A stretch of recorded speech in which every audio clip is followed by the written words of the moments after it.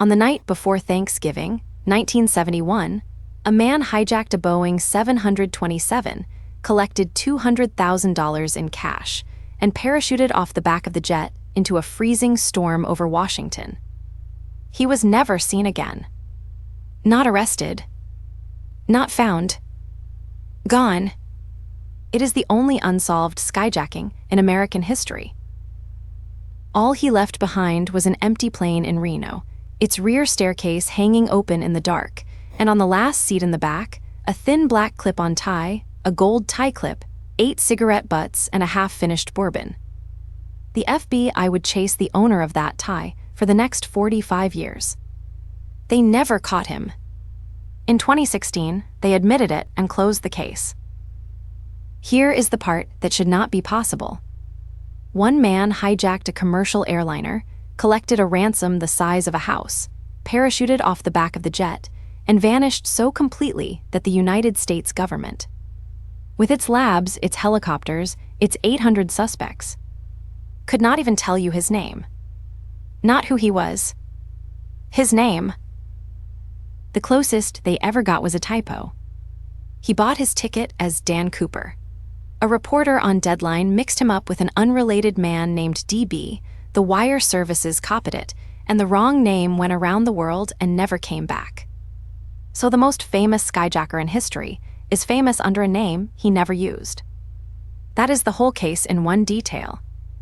We have been obsessed with this man for 50 years, and step 1, what to call him, is already wrong. To understand how a man walks onto a plane and walks off the back of it with a fortune, you have to remember what flying was in 1971. There was no security. None. No metal detector. No bag scan. Nobody asked for ID. You paid cash at the counter, and you got on the plane.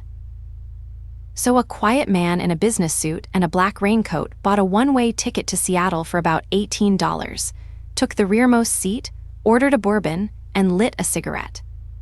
The crew thought he was a businessman. He was, in a way. He had a business proposition. He handed the flight attendant a note. She assumed it was a man giving her his phone number.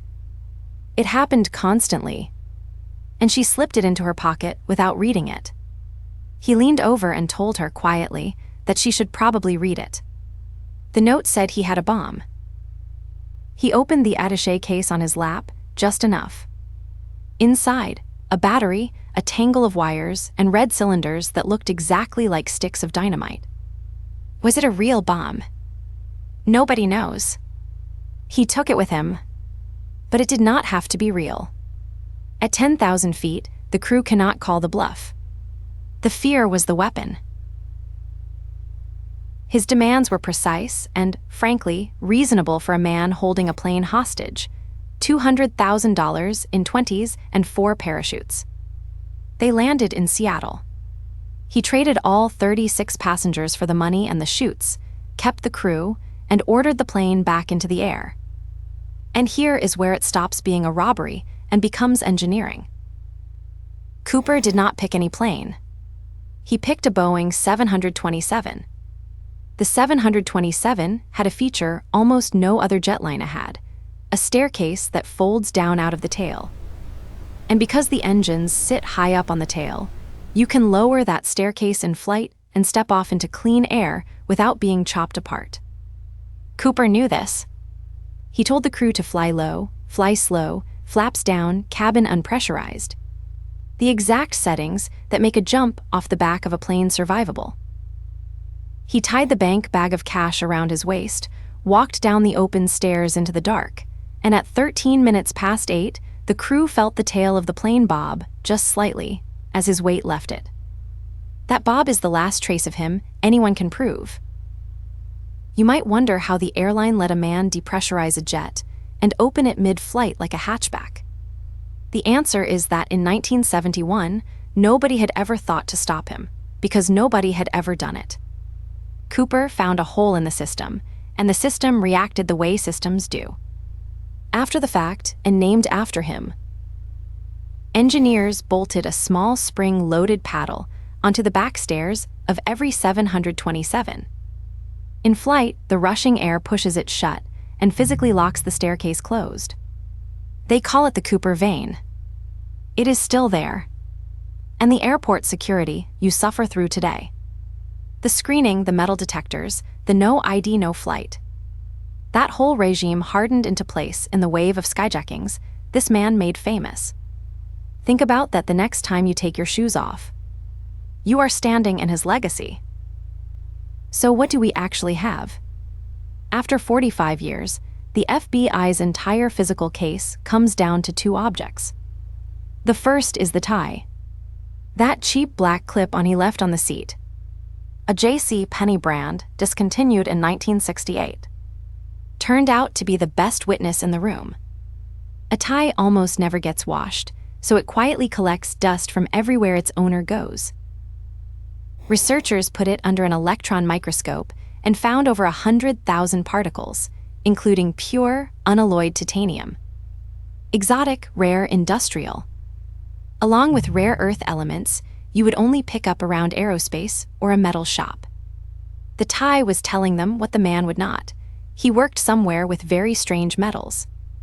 The FBI even pulled DNA off it, and then admitted the sample is partial, degraded, and might not even be his. Their best clue can rule suspects out, but it cannot name one. The second object is the money. For 9 years, not a single one of the 10,000 marked $20 bills surfaced. Then, in February 1980, an 8-year-old boy named Brian Ingram was smoothing the sand for a campfire on the Columbia River, and his fingers hit something. 3 bundles of $20 bills, still wrapped in rotting rubber bands. $5,800. The serial numbers match the ransom exactly. The bank had microfilmed every bill. It was the first and only piece of Cooper's loot ever recovered. And it solved nothing. Because the riverbank where it surfaced sat on top of sand that was dredged there in 1974. 3 years after the jump. The money arrived late, and no one has ever explained how. The single best receipt in the case is itself an unsolved mystery. With a tie that cannot name him and money that should not be where it is, the FBI did the only thing left. They chased people. 800 of them. And the internet has never let go of the favorites. Take Richard McCoy. 5 months after Cooper, he hijacked a 727 for $500,000 and parachuted off the back. Almost the identical trick. And was caught within days. His own children now claim he was Cooper and have a parachute they say proves it. Unproven. Then there is Kenneth Christiansen, an airline employee and trained paratrooper who paid cash for a house the year after the hijacking and told his brother on his deathbed, "There is something you should know, but I cannot tell you." Unproven. Dozens of names have followed. Every single one ruled out or never proven. And underneath all of it sit 2 endings that both fit the facts perfectly. Ending 1, he was an under-equipped amateur who jumped into a freezing storm with no plan and no light, and the forest swallowed him that night. The lead agent believed this. Ending 2, he was a careful planner who knew exactly which plane and which settings, landed in the dark, and walked home. And the copycats all survived, remember. A senior agent quietly told a reporter, "I think he made it. I think he slept in his own bed that night. The case is unkillable because both of those can be true." And so the man with no name became a folk hero. The everyman who robbed a corporation, beat the FBI, hurt no one, and disappeared into the trees with the money. America could not resist it. The agent who spent 9 years of his life on the case, Ralph Himmelsbach, hated this with his whole heart. To him, Cooper was not a legend. He called him a sleazy, rotten crook and resented every T-shirt.